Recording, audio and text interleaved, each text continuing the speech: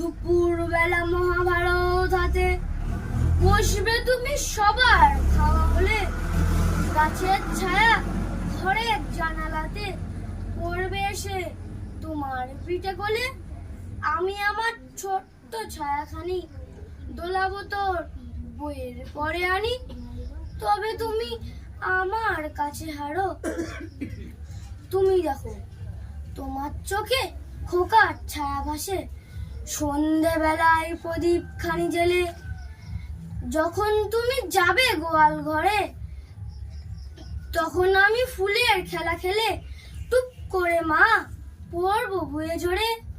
আবার আমি তোমার খোকা হব, গল্প বলো তোমায় গিয়ে কব।